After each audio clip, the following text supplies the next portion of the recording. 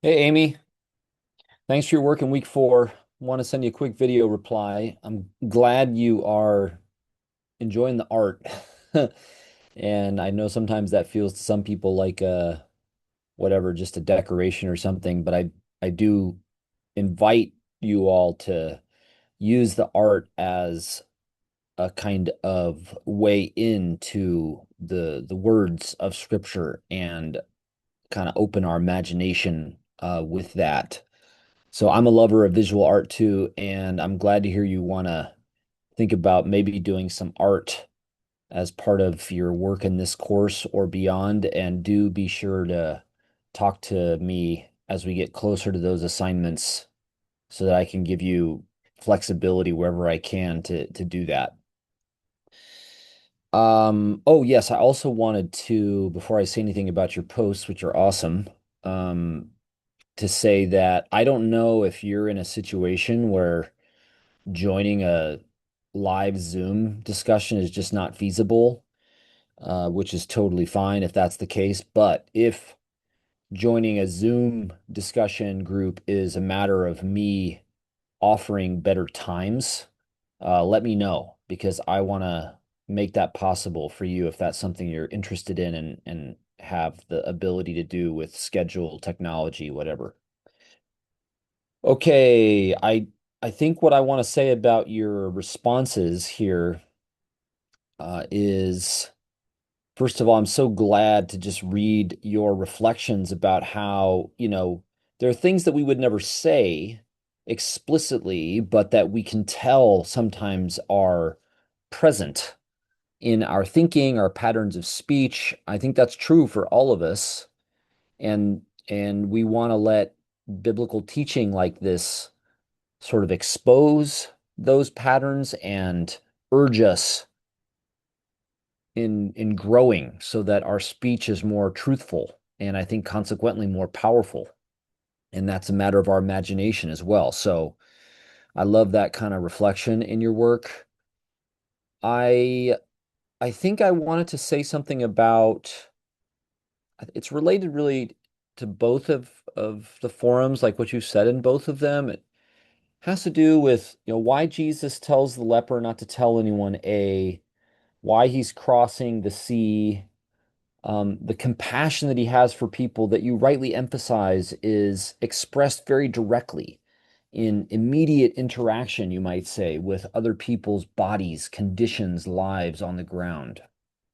And what I want to sort of propose that you're probably hearing come through in my chapters, and I'm kind of wondering how this lands where you're living and working.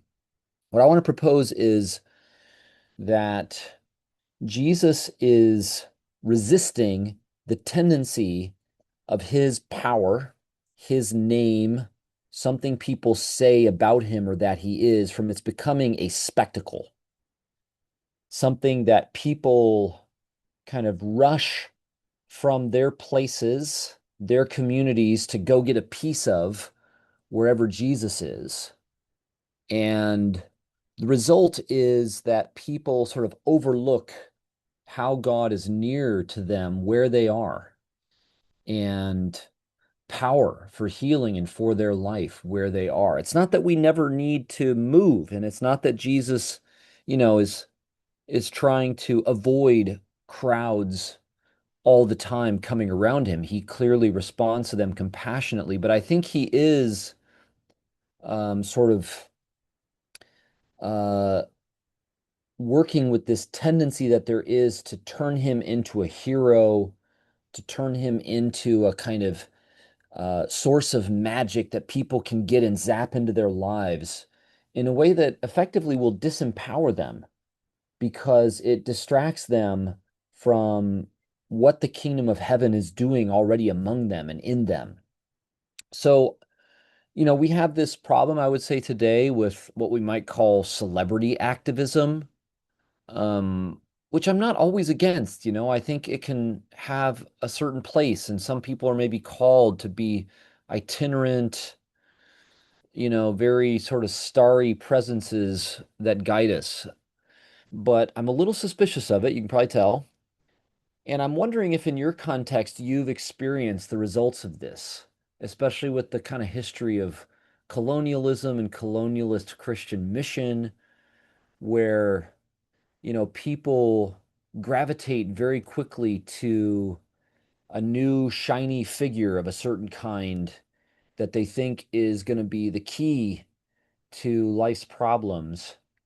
But as a result, they're not really invested in where they live, in the conditions of their life, with their communities, their families, their relationships, and as a result, the bonds that they have already inherited that in some ways are so full of power and potential are neglected and then are thinned out because of how everything orbits around a new kind of charismatic public figure.